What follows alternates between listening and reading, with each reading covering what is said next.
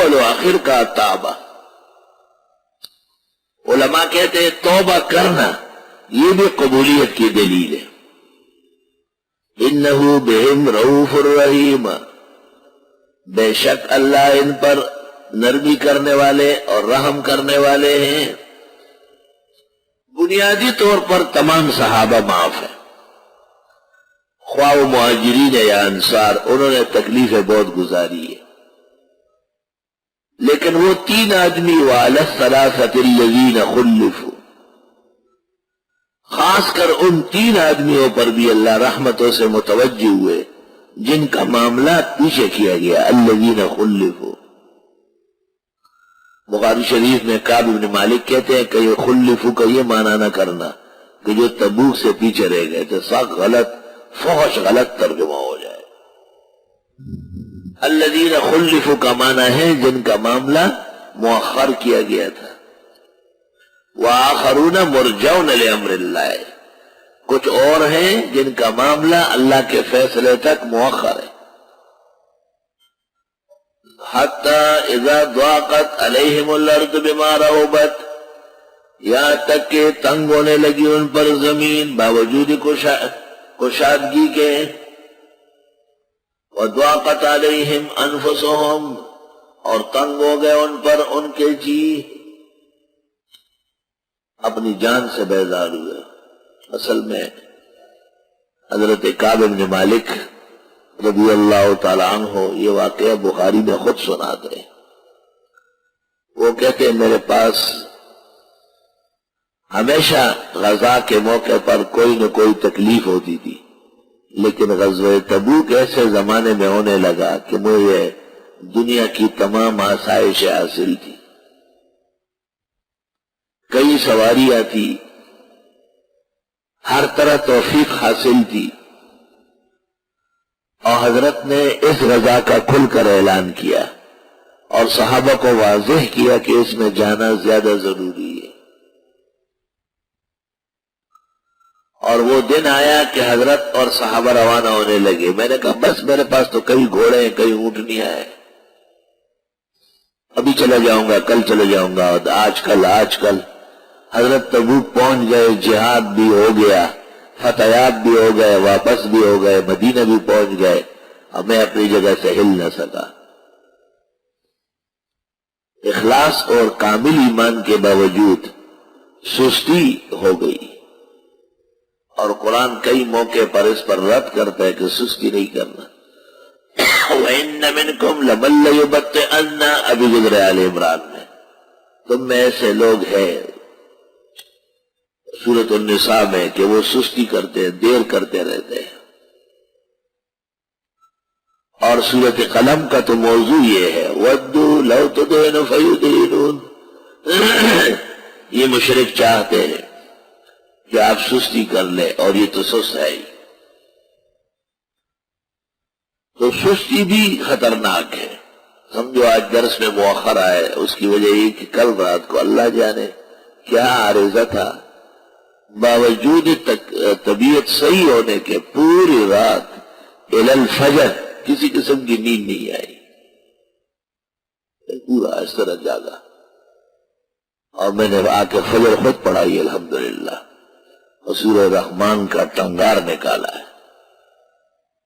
میں نے نفس کو اور آپریشن میں ڈالا کہ تم نے بھی مجھے سونے نہیں دیا، لیکن میں بھی تمہیں آرام سے نہیں رہنے دوں گا. لا الہ الا اللہ. تو صبح ایک خادم نے ہمارے کہا کہ 9 بجے تک آپ آرام کریں. مجھے بہت غصہ بھی ہے، میں 9 بجے 1 گھنٹہ دیر کروں گا. تیار ہوتے ہوتے وہی ہوا. بس خادم مخلص ہوتے ہیں بہت زیادہ، ان کا مقصد یہ ہے کہ 1:30 تو ایسے ہی بچتا ہے، تو ذرا دیر سے آئے کہ اللہ. اور اللہ رحمتوں سے متوجہ ہوئے ان لوگوں پر جن کا معاملہ مؤخر کیا گیا تھا. لا الہ الا اللہ. حضرت کعب کہتے ہیں کہ جب رسول اکرم تشریف لائے اور مسجد نبوی میں بیٹھ گئے، اور جو لوگ غیر حاضر تھے اور شریک نہیں ہوئے تھے وہ پیش ہونے لگے. تو میں نے بھی کئی قسم کے آزار جمع کیے اور میں نے کہا کہ اللہ نے مجھے قوت جدل دی ہے، جب بھی پیش ہوں گا ایسا بیان کر دوں گا کہ جان چھوٹ جائے گی اور حضرت معاف فرما دیں گے۔ لیکن جب رسول اکرم صلی اللہ علیہ وسلم کی بارگاہ اقدس میں پیشی ہوئی،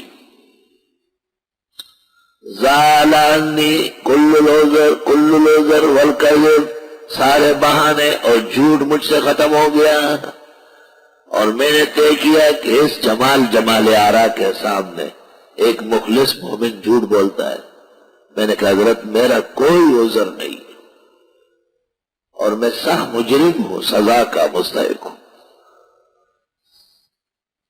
کہا حضرت نے کہا اس نے سچ بولا ہے، اور جب تک اللہ مجھے نہیں کہے گا میں بھی اس سے معاملہ نہیں کروں گا۔ اور مجھے کہا کہ یہاں سے اٹھو، آپ کو تو وہ سخت بھی تھی، سب کچھ اللہ نے دیے تھے، اتنے ضروری جہاد میں ہمیں جانا پڑا، آپ کے ساتھ نہیں گئے۔ وہاں سے اٹھے اور گھر آئے اور آتے جاتے تھے اور صحابہ ان سے بات چیت نہیں کرتے تھے۔ کہتے ہیں مجھے پتہ چلا کہ دو آدمی میرے جیسے اور ہیں، ایک مرارہ ابن ربی اور دوسرا ہلال ابن امیہ الواقفی۔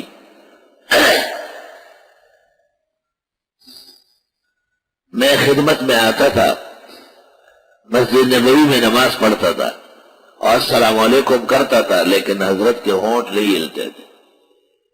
اس سے مجھے بہت تکلیف ہوتی تھی کہ زندگی میں ایسے دن بھی آئے کہ پیغمبر مجھ سے اتنے ناراض ہے کہ میرے سلام کا جواب بھی نہیں دیتے۔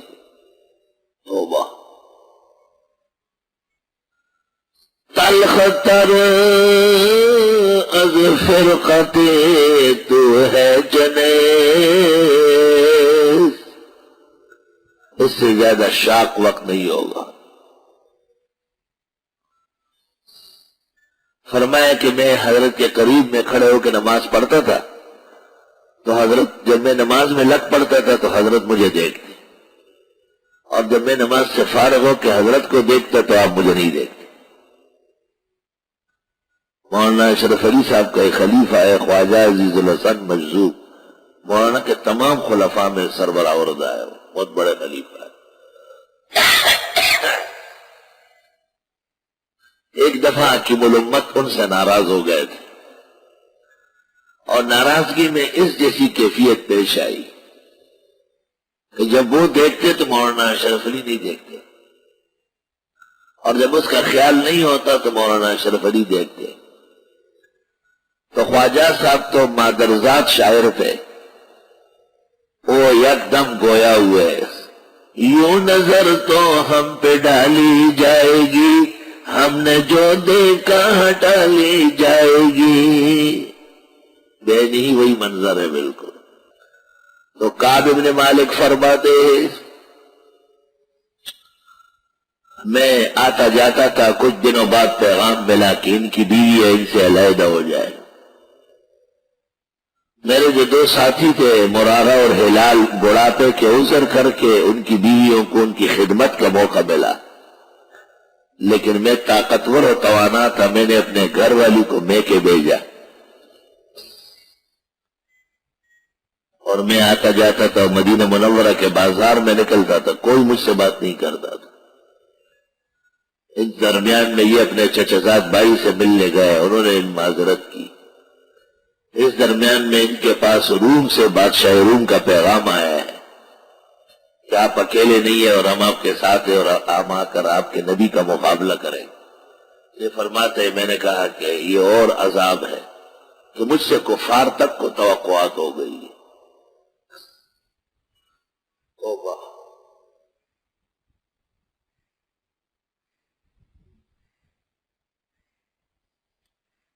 اسی طرح 50 دن پورے ہو گئے،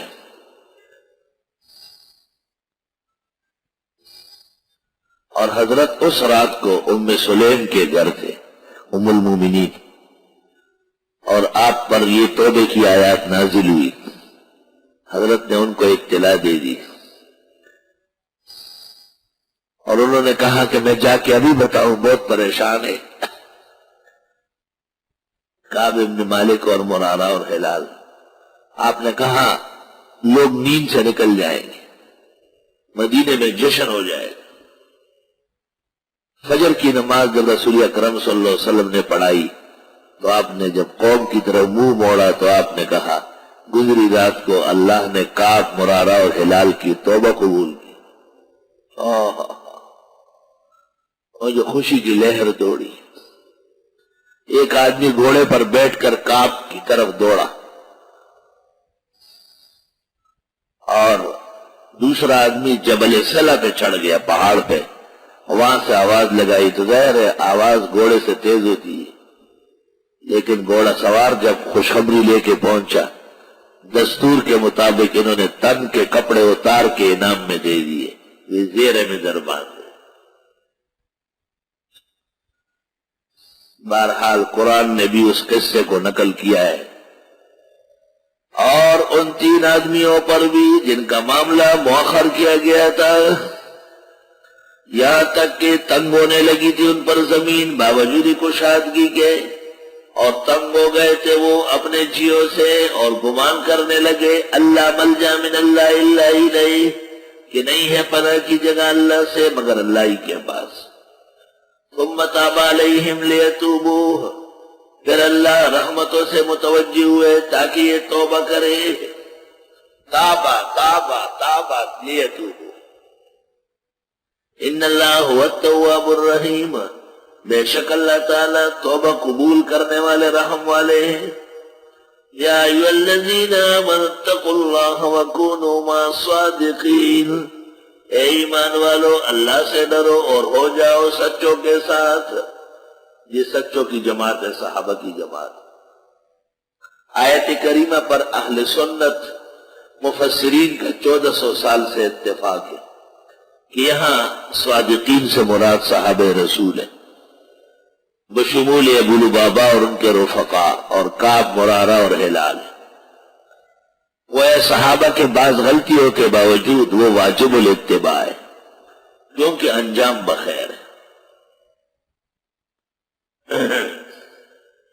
ما کان لأہل المدینہ ومن حولهم من الاعراب، اجازت نہیں ہے مدینے والوں کو اور جو ان کے آس پاس دیہاتی ہے، ان یتخلفوا عن رسول اللہ، کہ پیچھے رہ جائے پیغمبر سے، ولا يرغبوا بانفسهم عن نفسه، اور نہ یہ کہ ترغیب دے اپنے آپ کو پیغمبر کے جی سے، پیغمبر کے اوپر اپنے آپ کو ترجیح دینا۔ ذالک بانہم، اس لیے لا یصیبہم ظمأ، نہیں پہنچتی ہے ان کو پیاس، ولا نصب، نہ تھکاوٹ، ولا مخمصۃ، نہ بھوک، فی سبیل اللہ، اللہ کے راستے میں، ولا یطؤون موطئا، نہ رونتے ہیں کوئی جگہ، یغیظ الکفار، جو غصہ دلائے کافروں کو، ولا ینالون من عدو نیلا، اور نہ حاصل کرتے ہیں دشمن سے تکلیف، الا کتب لهم به عمل صالح، مگر لکھا جاتا ہے ان کو اس کے بدلے میں نیک عمل۔ تو گھبرانے کی کیا ضرورت ہے، ہر تکلیف پر اجر ہے۔ ان اللہ لا یضیع اجر المحسنین، بے شک اللہ ضائع نہیں کرے گا نیک کرداروں کا اجر۔ ولا ینالون من عدو نیلا، نال ینالو کے معنی ہے حاصل کرنا۔ لن تنالوا البر حتى تنفقوا مما تحبون، لا ینالو عہد الظالمین۔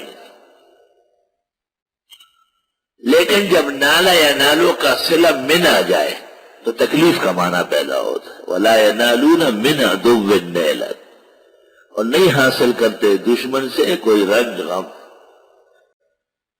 چونکہ نالا ینالو کا ایک معنی بسلہ من تکلیف ہے، اس لیے نائلہ نام نامناسب ہے۔ حضرت عثمان کی بی بی کا نام نائلہ تھا، شہادت کے وقت جس کی انگلیاں کاٹی گئی ہے۔